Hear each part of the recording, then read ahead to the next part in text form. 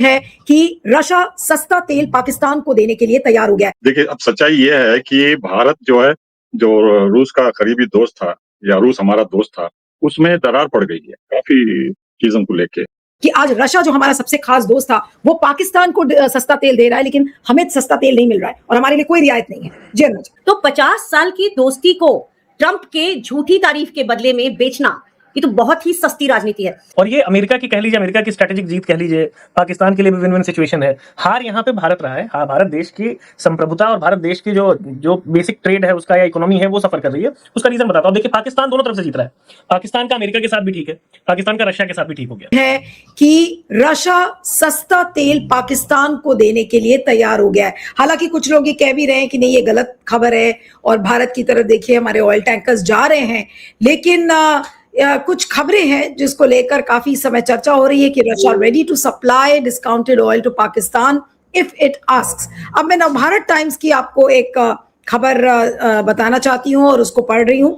प्रिया, अगर आप back stage में हैं तो आप नवभारत टाइम्स की इस खबर को दिखाइएगा, जिसमें लिखा है कि रूस ने पाकिस्तान को कच्चे तेल की खरीद का ऑफर दिया है। पाकिस्तान में रूस के राजदूत एल्बर्ट खोरेव ने बताया है कि हम पाकिस्तान को रियायती दर पर तेल सप्लाई करने के लिए तैयार हैं। उन्होंने कहा कि तेल डिस्काउंट पर दिया जाएगा और पाकिस्तान को इस मौके का फायदा उठाना चाहिए। रूस की ओर से पाकिस्तान को ऐसे समय पर ऑफर दिया गया है जब ईरान युद्ध की वजह से दुनिया के बड़े हिस्से में एनर्जी संकट है। ईरान के हॉर्मुज स्ट्रेट को बंद कर देने से के चलते समुद्री रास्ते से तेल और गैस की सप्लाई नहीं हो पा रही है। अब कई जो पाकिस्तानी चैनल्स हैं उस पर तो ये खबरें आ ही रही हैं, लेकिन पवन खेड़ा ने भी इसको लेकर एक ट्वीट किया था। उस ट्वीट को मैं आपको दिखाना चाहती हूँ। ये देखिए पवन खेड़ा ने क्या ट्वीट लिखा। उन्होंने जब ये देखा ये खबर तो उनकी तरफ से ये ट्वीट आया था, Russia's ambassador to Pakistan has said Moscow is ready to supply oil to Islamabad at concessional rates if approached. India, meanwhile, was already buying discounted Russian crude but squandered that advantage due to Modi's eagerness to please Trump. Instead of discounts, Russian Urals crude is now trading at a premium to Brent in India, hitting a record high price. Today, Pakistan stands to benefit, not India. Our energy security is in jeopardy thanks to Prime Minister Modi's nauseating sycophancy. ये पवन खेड़ा ने इस तरीके का tweet किया है। लेकिन इस खबर की सच्चाई क्या है, इसको हम समझने की कोशिश करेंगे। कई लोग सोशल मीडिया पर लिख रहे हैं कि नहीं, ये खबर गलत है, भारत की तरफ तो टैंकर्स जा रहे हैं। लेकिन एक खबर ये भी है कि जो रशिया के जो एम्बेसडर हैं पाकिस्तान में, उन्होंने कहा है कि वो पाकिस्तान को सस्ता तेल देने के लिए तैयार है, लेकिन अभी पाकिस्तान की तरफ से कोई फॉर्मल ऑफर नहीं आया है, ये भी कहा जा रहा है। देखिए, अब सच्चाई ये है कि भारत जो है, जो रूस का करीबी दोस्त था या रूस हमारा दोस्त था, उसमें दरार पड़ गई है काफी चीजों को लेके। एक तो ब्रिक्स के मामले में लेके और दूसरा डी-डॉलराइजेशन को लेके, और तीसरा जो हम वेपन्स हथियार खरीदते थे उसमें काफी कुछ कमी हुई है।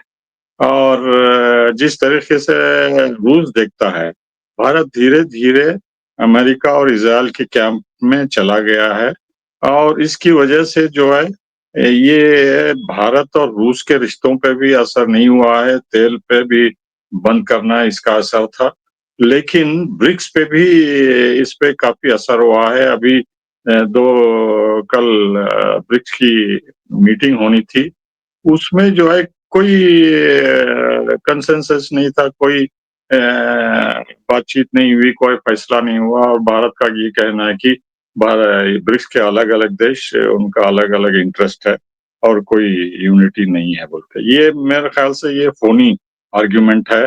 भारत ने कुछ सीरियसली प्रयास नहीं किया है क्योंकि वो अमेरिका और इजराइल के दबाव में है। आपको याद दिला दूं, पिछली बार जब ब्रिक्स की समिट हुई ब्राजील में, जब प्रधानमंत्री वहां गए थे, तो ट्रंप ने कहा कि ये आप वहां क्यों गए, ये तो एंटी अमेरिकन अलायंस है। आप कहते हैं कि अमेरिका स्ट्रेटेजिक पार्टनर है और हमारे दुश्मनों से मिले हैं। तो उन्होंने खूब डांटा था और कहा था कि ये ब्रिक्स तो मर गया है, तो आप मरे हुए इंसान या ऑर्गेनाइजेशन के साथ क्यों रिश्ता रहता रखें बोल के बहुत उन्होंने खफा उनकी एंगर बताया। तो दूसरी तरफ ये है कि भारत की ये पॉलिसी से इजराइल और अमेरिका और रूस के बीच में कई महीनों से, कई सालों से रूस और पाकिस्तान के रिश्ते बढ़ते जा रहे हैं।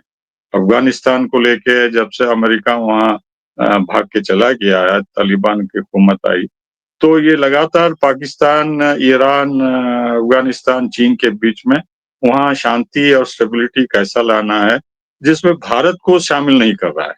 ये बहुत महत्वपूर्ण बात है। कभी-कभी टर्की भी इसमें शामिल होता है। तो रूस के फॉरेन मिनिस्टर, विदेश मंत्री, उन्होंने यहाँ तक कहा था कि हम पाकिस्तान की रिक्वेस्ट हथियारों के लिए भी हम सीरियसली कंसिडर करेंगे अगर वो आती है तो। तो ये बात बहुत आगे बढ़ गई है रूस और पाकिस्तान के बीच में, और रूस ये चाहता है कि पाकिस्तान जो है अमेरिका के इतने करीब ना हो जाए कि अमेरिका इसको इस्तेमाल करे सेंट्रल एशिया के जरिए, चाहे वो रूस हो या चीन हो, क्योंकि वहाँ जो एथनिक माइनॉरिटीज हैं, जो मुस्लिम्स हैं, वो बहुत वल्नरेबल है। चेचनिया में जो जंग हुई और वहाँ जो आपको लगता है कि ये पुतिन इस समय क्या कोई डबल गेम खेल रहे हैं? क्योंकि इस डबल गेम की बात हो रही है कि भाई अगर पाकिस्तान को ज्यादा बड़ा दिखाकर कोशिश कर रहे हैं और भारत को डिस्काउंटेड तेल नहीं मिल रहा है, और अगर पाकिस्तान को डिस्काउंटेड तेल मिल रहा है, तो फिर ऐसे में क्या कहा जाएगा? तो फिर तो ऐसे ही लगता है कि ये कोई डबल गेम है इस समय, क्योंकि एक संकट का समय है और रशिया को लग रहा है कि भाई हमारी तो जेब भरनी चाहिए इस क्राइसिस में, तो ठीक है, पाकिस्तान को भी अगर तेल देना है तो सस्ता तेल दो। देखिए, भारत तीसरा सबसे बड़ा ऑयल कंज्यूमर है और भारत के रिक्वायरमेंट से पाकिस्तान की 10% भी नहीं है। उनका पॉपुलेशन बहुत कम है। तो ये क्लियर मैसेज है जो आप बात कह रहे हैं। पुतिन और उनकी लीडरशिप इस डबल पॉलिसी को अपना ही नहीं है किसी के खिलाफ भी, चाहे वो भारत हो या, वो नाराज हैं इसलिए कि हम उनका जो डिस्काउंटेड ऑयल था वो हमने अमेरिका के और इजराइल के दबाव में आके मना कर दिया। जो दोस्त बोल के हम दिखावा बनाते थे, तो धक्का पहुंचा है दोस्त को, पुतिन को, और नाराज हैं और वो बताना चाहते हैं कि हम आपको सबक सिखाना चाहते हैं, और वही हो रहा है मेरे ख्याल से। और भारत अलग थलग हो रहा है रूस से भी और ब्रिक्स से भी, ग्लोबल साउथ से भी। तो ये मिसगाइडेड शॉर्ट टर्म पॉलिसी इस गवर्नमेंट की जो है धीरे धीरे हमको अमेरिका और इजराइल के बास्केट में पहुंचा दिया है इस गवर्नमेंट वाले, और उससे काफी नुकसान हो रहा है। मैं अनुमा जी के पास आती हूँ कि अनुमा जी, अब ये आप इसको किस तरह से देखती है? जो पवन खेड़ा ने ट्वीट लिखा कि देखिए फेल डिप्लोमेसी का प्रमाण आज हमें यहाँ मिल रहा है और खामियाजा भुगतना पड़ रहा है हमें। क्यों? क्योंकि हम आज अमेरिका और इजराइल के पाले में नजर आ रहे हैं कि आज रशिया जो हमारा सबसे खास दोस्त था वो पाकिस्तान को सस्ता तेल दे रहा है, लेकिन हमें सस्ता तेल नहीं मिल रहा है और हमारे लिए कोई रियायत नहीं है। जी अनुमा जी। आपको, आपके दर्शकों को और को पैनलिस्ट को नमस्कार। आप सही कह रही हैं, भारत की विदेश नीति की नींव पंचशील थी और जो गुटनिरपेक्षता, न पूरब न पश्चिम, तो भारत एक अपनी जगह पे और नॉन अलाइन मूवमेंट का लीडर होता था। और पंडित नेहरू से लेकर इंदिरा गांधी तक भारत ने हमेशा एक स्ट्रैटेजिक ऑटोनॉमी अपनी बनाई रखी थी। और 1971 अगर हम याद करें दोबारा, तो अमेरिकी दबाव को ठुकराते समय इंदिरा जी ने रूस से जो समझौता किया था, संधि की थी, उसके बाद हमारे 70% से ज्यादा जो इक्विपमेंट है फौज में वो रशिया के हुए। और आज की सरकार उस स्वतंत्र रीढ़ को अमेरिका की खुशामद में झुका झुका कर दोहरा कर रही है। जिस देश ने उस समय निक्सन के 7th फ्लीट को चुनौती दी थी, उसे आज ट्रंप की एक एक ट्वीट पर अपनी एनर्जी पॉलिसी बदलना पड़ रही है। ये पतन हो रहा है, प्रगति तो हो ही नहीं रही है।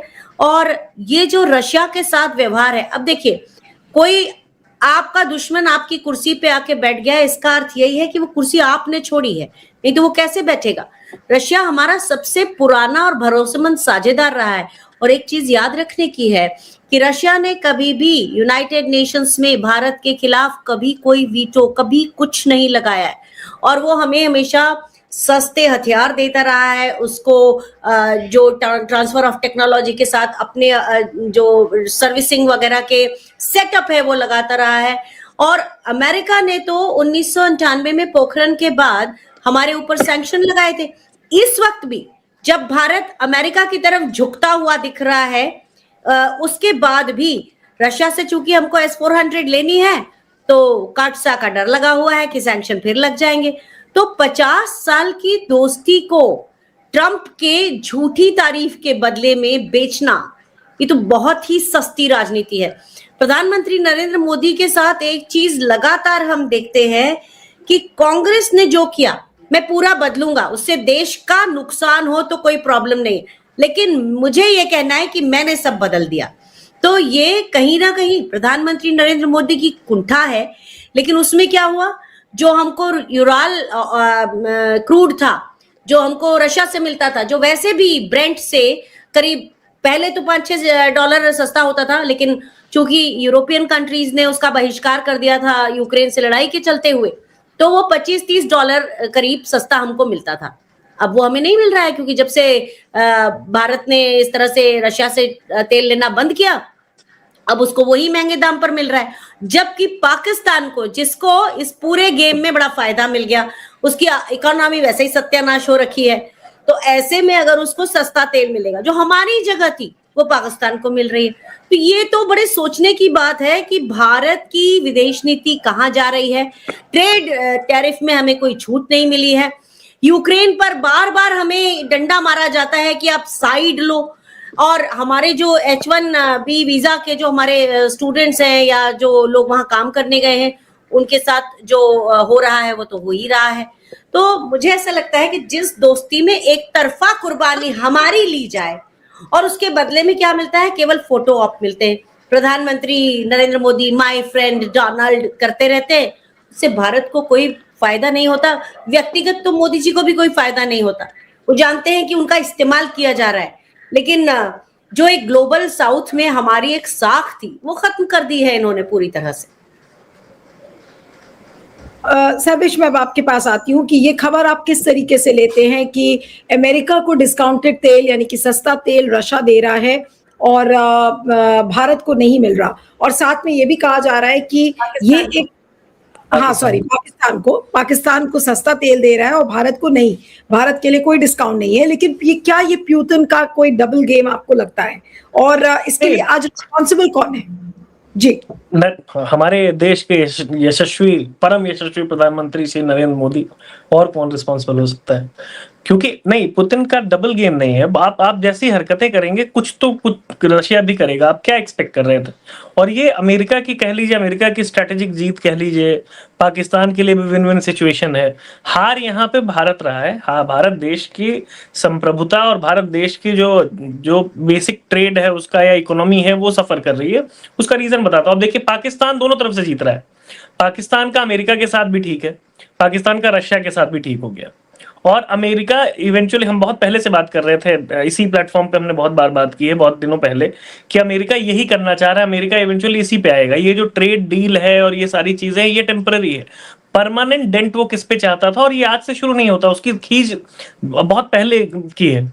आप इंदिरा गांधी जी का समय याद करिए, जब 7th फ्लीट थी पानी में, तो 7th फ्लीट का वो जो इंदिरा गांधी जी नहीं डर रही थी अमेरिका से, वो डिप्लोमेसी का आपको वो पार कहां से आ रहा था? वो ऐसे बेसलेस नहीं था। हम नया देश थे, हम अमेरिका से आंखों में आंखें डाल के, इसलिए वो 7th फ्लीट हमें नहीं डरा रही थी क्योंकि रशिया उसके पीछे खड़ी थी। हमें हमेशा चाइना या यूएस से हमारे रिलेशन कभी स्टेबल नहीं हुए। रशिया से हमेशा रहे, ईरान से हमेशा रहे। रजा पहलवी के बाद से 79 से हमेशा से हमारा रिश्ता ईरान से अच्छा रहा, हमेशा से हमारा रशिया के साथ तो अच्छा ही रहा और अनकंडीशनल रहा। एक ही देश कह सकते हैं जिसके साथ अनकंडीशनली अच्छा रहा, वो रशिया रहा। लेकिन अमेरिका के लिए हमेशा ये आंखों में उसके चुभता रहा है, पाकिस्तान को हमेशा ये आंखों में चुभता रहा है। तो ये जो हो रहा है, रशिया ने कहीं ना कहीं ये संदेश है, ये आप ये समझिए ये होना था, और ये भारत को संदेश है। जिन लोगों को थोड़ी सी भी विदेश नीति की समझ है, ये एम्बेसडर का स्टेटमेंट उनको समझ में आ जाना चाहिए कि ये सीधा सीधा रशिया कहना चाह रहा है कि हमारा रिश्ता भारत से खराब हो रहा है। आप ये समझिए कि मुझे अगर आपको ये बताना है कि मेरी आपके हिसाब से नाराजगी है और आपसे मेरे रिश्ते बहुत पहले से अच्छे हो, तो मैं आपका दुश्मन एक ढूंढूंगा और मैं आपको ये एहसास दिलाऊंगा कि मेरा रिश्ता इसके साथ अच्छा है, तो आपको पता चल जाएगा कि आपके साथ तो खराब हो गया है। तो इसी तरीके से भारत को यह एहसास दिलाया जा रहा है, और ये बहुत बहुत बेसिक सी चीज है कि भारत को, इनको नरेंद्र मोदी जी, और पता नहीं अब देखिए ये कोई और, अगर अब तो ये क्लियर है कि कोई मजबूरी, कुछ ना कोई तो मजबूरी है, क्योंकि किसका फायदा हो रहा है, इंडिया का किसी भी तरह से किसका कैसे फायदा हो रहा है? आपकी इजराइल से घनिष्ठता का कोई फायदा नहीं हो रहा, आपकी अमेरिका से घनिष्ठता का कोई फायदा नहीं हो रहा, आपका ये सिम्बायोटिक रिलेशनशिप भी नहीं है, ये तो कमेंसलिज्म ही है बेसिकली, कि यहां पे आपका उसका फायदा हो रहा है, अमेरिका का फायदा दिख रहा है, पाकिस्तान का फायदा दिख रहा है, और भारत का नुकसान दिख रहा है, और बहुत बड़ा नुकसान दिख रहा है। आप पाकिस्तान अफगानिस्तान के ऊपर जो कर रहा है, ये आपको क्या लगता है, ये हिम्मत जो हिमाकत है इसकी, ये कैसे कर रहा है? ये यूएस की शय पे कर रहा है, ये इजराइल की शय पे कर रहा है। ये जो रिहैब सेंटर पे, हॉस्पिटल पे अटैक कर रहा है, यहां पे भी हम यहां भी फेल है। हमने बोला कि, अब सोचिए, भारत ने बोला कि संप्रभुता पे अफगानिस्तान के हमला है, ये हमें अपने संप्रभुता पे हमला नहीं दिखाई दे रहा अब तक। हमें हमारा अफगानिस्तान से बहुत अच्छे रिश्ते हैं, वो हमला भी हमारे ऊपर हमला है, ये भी कह सकते हैं, लेकिन हमारे ऊपर तो सीधे सीधे ट्रंप हमला कर रहे हैं। हमारी संप्रभुता पे उस पर आप नहीं जब करेंगे, अभी ऐसी चीजें अभी भी, आप बहुत सही कह रहे थे प्रोफेसर साहब कि ये जब तक ये सरकार, ये नहीं, रिजीम चेंज नहीं होगा, रशिया हमारा हमेशा से अलाई रहा है, उसको फिर ठीक किया जा सकता है, या तो ये रहते रहते मोदी जी कर ले, जो मुझे नहीं लगता कि अब इनके बस का है।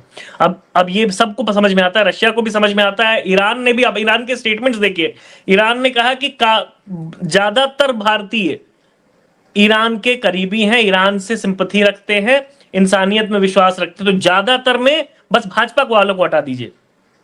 अगर ये कुछ प्लेटफॉर्म्स, कुछ ये विपक्ष, मैं सबको क्रेडिट दूंगा, भारतीय जो जनरल लोग थे यहाँ पे, जनता, इनकी आवाज ईरान तक पहुंची, जिसके नाते ये जो अभी भी पीठ थपथपा ले रहे हैं कि इतने जहाज आ गए, हमने एलपीजी ठीक कर लिया, हमने वो कर लिया, ये मोदी जी के नाते नहीं हुआ है, ये उस जनता के नाते हुआ है, उन platform, social media platforms, YouTube platforms, channels के नाते हुआ है, जिनके पीछे धीरे धीरे सरकार भी पड़ ही रही है, लेकिन उन सब के नाते हुआ है कि उन तक वो आवाजें पहुंची हैं जो नॉन भाजपाई आवाजें हैं, जिसके नाते अभी ईरान के साथ आपके रिश्ते खराब हो चुके हैं, इसमें कोई संदेह नहीं है। और अगर आप भी ईरान की जगह होते तो आप भी यही करते जो ईरान कर रहा है। मैं तो इसमें भी ईरान की बहुत समझदारी कर बताऊंगा, जिस तरह से उसने डील किया है।